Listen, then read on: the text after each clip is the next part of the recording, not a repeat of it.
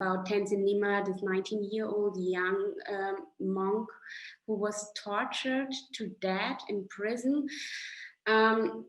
I think if we hear something like this, you cannot imagine that this is happening in 2021 in a country which received the Olympic Games, in a country which has a lot of trading partners around the world, and they are building the Silk Road.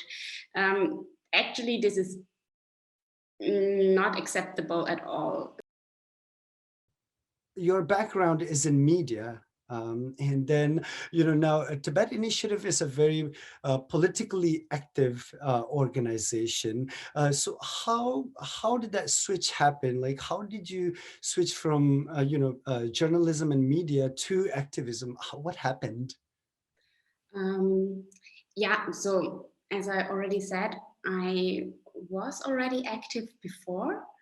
So for example, I founded with my siblings the Tibetan Youth Association in Austria.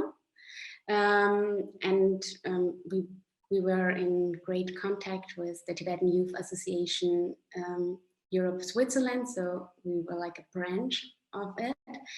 And also from my mother. So I had this influence already about political movement and work in organizations. But the Tibet Initiative is already, Germany is already existing since 32 years. So it's older than I am. And since Germany is a neighbor country of Austria, I already were in contact with the organization as a child through my mother. So we joined the Tibet Initiative events, we followed the actions, the campaigns. I would say I grew up with it. And this last year in October, I was offered the opportunity to work for the Tibet Initiative and to work for our cause, to help people. So I took the chance. Even if that meant to leave my former profession, because I think it is very important to do something which is close to your heart, where you believe what you believe in, something meaningful, helping others. These are all points which would make a good foundation for a successful job, I would say. But also, I think I have a good base since, as I said, I know the Tibetan issue. I'm half Tibetan, I'm half European, so I can represent both sides. Mm-hmm. I have already contact with activists and Tibet supporters around the world. And because of my age, I can also represent the younger interests or younger perspectives. You just mentioned that you're also, aware of the situation inside Tibet. For all the people that don't necessarily know exactly what's going on inside Tibet, could you give us a brief history? Give us a history lesson on the Tibetan issue. Okay, so the history of Tibet is very long and great and big. So there are a lot of books about this history, but I would say the most important everybody should know is that Tibet was an independent country and it was self-ruled until it got stolen by the People's Liberation Army in 1950. And it is until now occupied by China. For us, the most important day of the last history section is 10th March 1959. On this day, 300,000 Tibetans went on the streets at Lhasa, in the capital city of Tibet, to rise up against this illegal invasion, which already happened. But during this time, His Holiness, the Dalai Lama, was still in Tibet, and the Tibetans surrounded the noble Inca palace to protect him, and he decided to escape to Tibet. And a few days later, a massacre happened in front of this Novolinka Palace, and thousands of people died. And between March 1959 and 1960, the Chinese military killed like more than 80,000 Tibetans, and at least 25,000 disappeared in jail. So this was a very emotional day, which still has a deep, which still left a scar in our souls, I would say. And this is where we could continue actually, because since then, continuously, there happened uprisings in Tibet, demonstrations, single actions, and sadly, we also had more than 150 self-immolations. So from Tibet, there is still a lot of actions coming, but also in exile, we try to make people aware of the situation with protesting in front of the Chinese embassy and organizing campaigns like we do here in Tibet Initiative with raising the Tibetan flag, because we want to remember this braveness of the Tibetans who risked their life for the freedom struggle in the history time, but also nowadays. If you could just tell us, a little bit also about the work, the objectives of Tibet Initiative in Germany, and also what are some of your own aspirations? What would you like to achieve, personally, as well as for the Tibetan issue from this organization? Yeah, for sure. So the Tibet Initiative Germany, as I already said, is more than 30 years old, and it has done great work for Tibet in the past decades. It has already achieved a lot. We have a lot of great contacts and supporters in Germany, and we also had big events like the hosting of His Holiness in Germany, a tour, or festivals, all different kind of actions and campaigns. So since I'm working, I started in October, as I said. I've been exchanging my ideas with the German members who are very close and passionate about the Tibetan topic, about saving our culture and giving us the options to secure the human right. So this touches me really deeply, and I would say my goal is, when I started here actually, so my goal was to carry on this motivation, what the members we have. So I want to carry this motivation into the next generation. So what I'm trying is to reach out, especially to young people and people who are willing to dedicate their voices for Tibet, also to politicians and public figures, to seek for their support for our struggle. I'm just wondering, how are we doing? How are the young Tibetan people doing in terms of, carrying forward the legacy of people that have worked so hard for the Tibetan plateau in the past? Mm-hmm.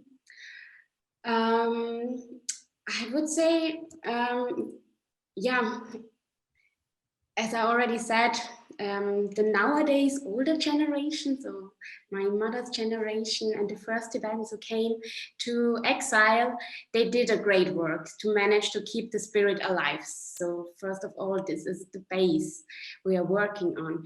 But I think it is very important that the Tibetan community respects and includes the Tibetan youth organizations or the Tibetan youngsters much more, because I think we can also see it in history. Most changes comes up from the youth, and in this case, I would like to highlight a victory, I think, that Tibetan society has, and what is actually not talked about enough, because the Chinese government, I would say, they had this strategy that they expected that the Tibetan freedom movement would stop or will be weakened with the time when generations, Tibetan generations, are born in exile or inside Tibet under the communist rule. But this concept went totally wrong. 70 years after the occupation, the Tibetan youth and the Tibetan freedom struggle is still really strong, or maybe even stronger than it ever was. In exile, I can say we are well organized and connected through social media, and we are almost, or everybody is almost highly educated. And still there is this feeling and the necessary to work for Tibet, or to raise our voices for the Tibetans inside Tibet. But also what is much more remarkable is that the youngsters in Tibet are still fighting non-violence fighting for the struggle for freedom and also self-determination. And it is, yeah, I think this is a fact we have to realize, we have to build up, and to reach our goals in the movement. You just mentioned that personally, one of the things that you want to pursue at the Tibet Initiative is to engage with the members of the parliament in Germany. Now, in the recent years, especially in North America, there has been an increasing animosity or disliking towards People's Republic of China. Into 2020, we passed a resolution called the Tibet Policy Act of 2020. 6 days ago, Joe Biden also had a conversation with, Chinese Premier Xi Jinping, and he had apparently criticized Xi Jinping for the human rights violations across, all the nations in China. Are you also trying to push the German government to, come up with a similar resolution, and how are you doing that? Yeah, we try to have exchanges, conversation. We are trying to inform them and to discuss about the Tibet issue. Unfortunately, we didn't manage to have such results like the US have now, but this is definitely something we are reaching out. I would say in Germany, we have support from almost all politician groups. So this is a great chance. So we are always in contact with them, and we are exchanging. But especially the Tibetan Initiative, which is based on membership, we have 50 regional groups all over Germany, and we have more than 1,500 members and much more supporters who are supporting us. So we have a very strong grassroots movement, I would say, and this is our strongest base, and this is very helpful for our campaigns with the politicians. I don't know if I should talk about it now already. We have this 10th March action campaign, which is called Rise the Tibetan Flags.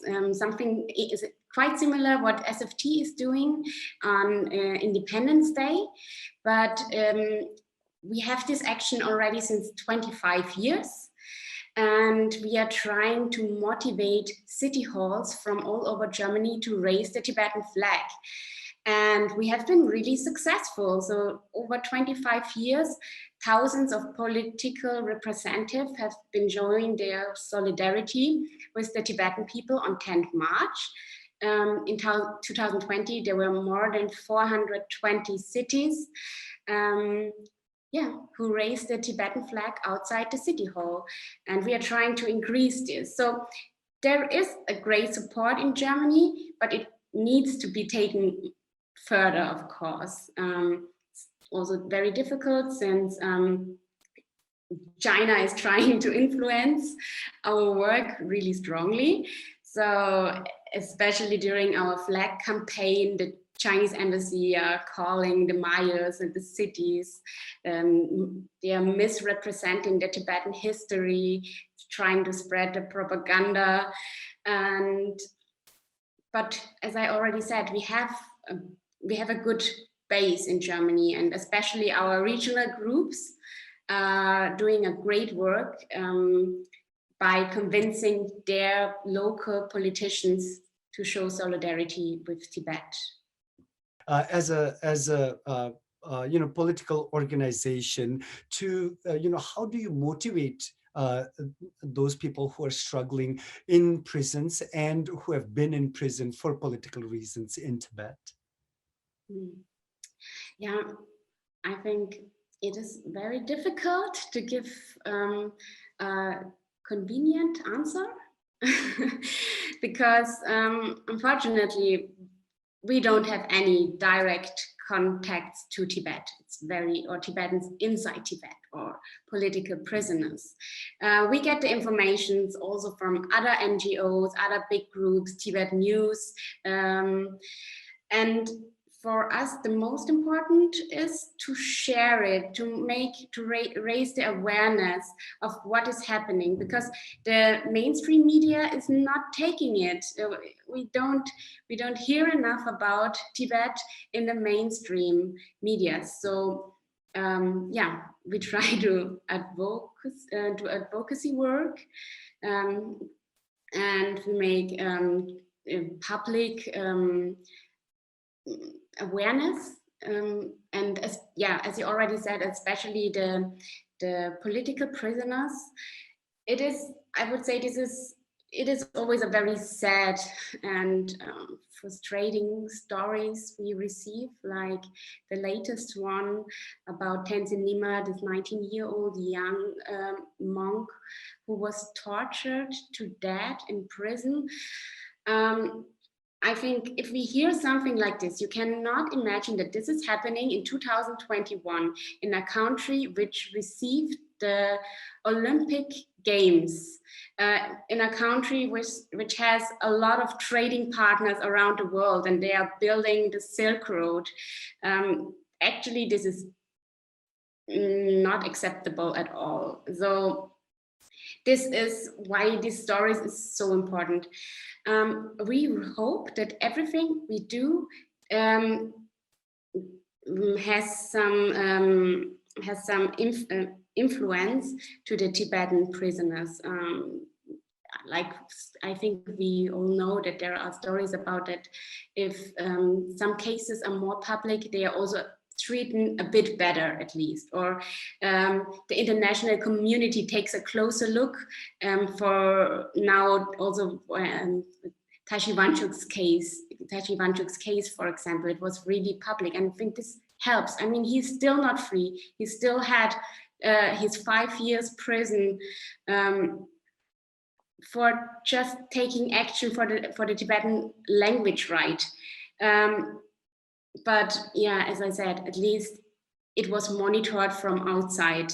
And also our politicians, they were looking at it, and they were speaking with the Tibetan, with the Chinese embassy. The upcoming March 10, even though, we have about a month before the next Uprising Day.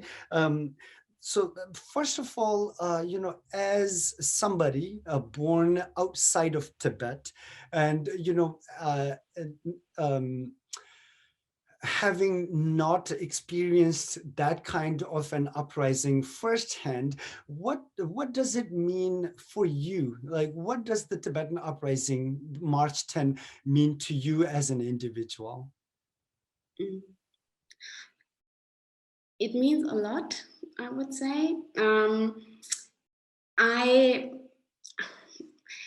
I grew up with 10th March. I think since I'm a child, I never missed a 10th March demonstration. So I feel like it is very natural to go demonstrating in front of the Chinese, and at least once a year, I can express my emotions. And I think this is also for almost every Tibetan a very important thing what we do on 10th March. It is emotional. It is that day, even if we are shouting at the Chinese embassy in the house, not even, probably sometimes there is not even a human being inside, but it represents the oppressions in Tibet. And we cannot go to Tibet. We can't help from inside. We have to do it from outside. So this the Uprising Day is something regularly, which gives us, I think, motivation and inspiration for the next whole year. But also, if I think about the Tibetan movement, it is so hard to say what is the future, for example. Yeah, the history of Tibet, you cannot generalize it, because there happened so much actions you never thought it would be possible. For example, the uprising in 2008. I remember when I was a teenager, this came totally unexpected for me. And I think for a lot of Tibetans, this happened unexpected. And I think since 2008, it is much more my interest that I feel like, okay, the Tibetans inside Tibet, they are fighting, they are struggling, and they are so brave to risk their life, to let us Tibetans outside of Tibet know that they still have not given up the struggle. And this is why the work is so important, what we do. It is so important that we continue doing it, that we motivate and inspire the younger generation to keep going on working and supporting our brothers and sisters in Tibet. So, and again, it is still the pandemic being still a threat. Are you, doing anything different from how things have been done in the past? And yeah, so what is your plan for the March 10 this year? Okay. Yeah, what I forgot to mention before when we talk about the work, what we do for political prisoners, I just wanted to add that we are just not making aware to these topics or the cases. We have actions like vigils and also petitions and mock actions. So we have also like published books. For example, in the Shokyang's case, a Tibetan writer who was jailed. So that what we try is to be creative, and this is what I like about this job. I think if you work for an NGO, if you work at an organization, you have to be creative every year, especially for the Tibetan cause, because we are trying to draw awareness on this topic since more than 60 years. And now with the pandemic, you're right, we have a totally new situation. We are still going on to with our campaign I shortly spoke about before, about raising the Tibetan flag on city halls all over Germany. So, because I think this can happen individually without having a mass of people in front of the city hall. It is still a very strong sign. And we implemented a Google Maps card in our homepage. So this year you can see in which cities around Germany, and we have already more than 150 cities who registered for this year, is rising the Tibetan flag. We are now also focusing more on social media campaigns, so showing a Tibetan flag in a digital way. We are trying to reach out to some social media influencers or public figures who might also reach out to youngsters and people which are not yet included or does not know so much about the Tibetan issue. So I think this is a great opportunity we have to use. And we are also planning to have like small demonstrations in front of the Chinese embassy with live Facebook live streaming from the speeches, because I think it's very, very, very, very important that we show our presence in front of the Chinese embassy this year, that we show our presence in the public, even if we are small groups or just single people, because it is the last 10th year before the Olympic Games are happening. And we don't know what will happen, but I think we have to draw the awareness from all the people, what is the current situation.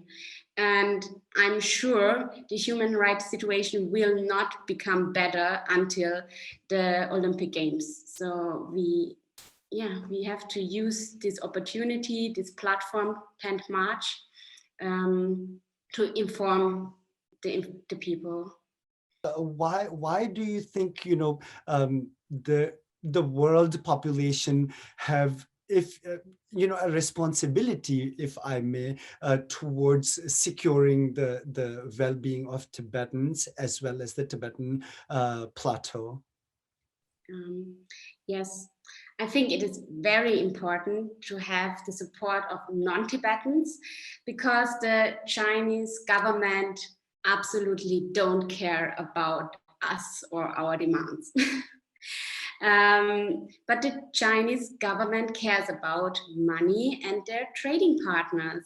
They care about their representation in the world. They are trying to convince countries that everything is okay, that they are the big winners, and actually every country should work or follow the same path like China is going it. So that's why I think it is important to have allies from all over the world who support us. In Germany, in our association, as I said, the members, they are mostly Germans. We don't, there is the Tibetan community where the Tibetans are members, but in the Tibet Initiative Germany, these are mostly Germans who support our struggle. And I think as a Tibetan, I can say this is really motivating to have this backup, this knowledge of the people, and also this point, the view, because they have totally different experience than we have. But also we have to connect with other democracy struggling movements, for example, the Ost-Turkestan movements, the movements from Hong Kong, Taiwan, Southern Mongolia. We are altogether, we are a big group of people or cultures who are suffering, who are oppressed by the Chinese government. And we need to use these allies to tell the world that we need a change, or that we are not alone. I always say that we Tibetans, we have the luck and the bad at the same time, because we have so much experience in this struggle. We are trying to raise the awareness, to motivate politicians since years, since decades, and it works. But for sure, we are not always on the top of the news. This cannot be, but I think there is a great option to continue the struggle in a new way, with finding partners in other groups who are looking for the same aim as we do. Amazing. Tenzila, thank you so much for your time, for being with us, and for all this knowledge and information. I really, and on behalf of all our viewers, I thank you for this opportunity. Now, before I let you go today, do you have any parting notes? Do you have a message to all the viewers who are watching us today? Yeah, I want to say thank you to everybody who supports us. And also I want to say thank you to all the Tibetan activists, to all the Tibetans who motivate us to continue the work, like you do, finding new creative ways to raise awareness. It's so important. And what I think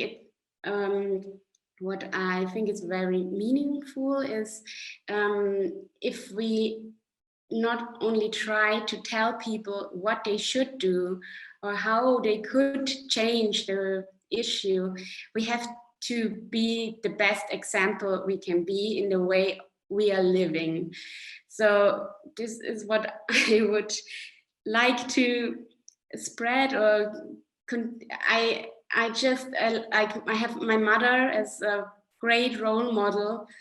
Everything she told me I should do was not so interesting for me, but I have seen her work, and I definitely learned much more by seeing how she's acting than what she told me. And it's the same with His Holiness. He's a great teacher because he's not only telling us what to do, he lives it. And this is something we all should remember and try to use it during our life.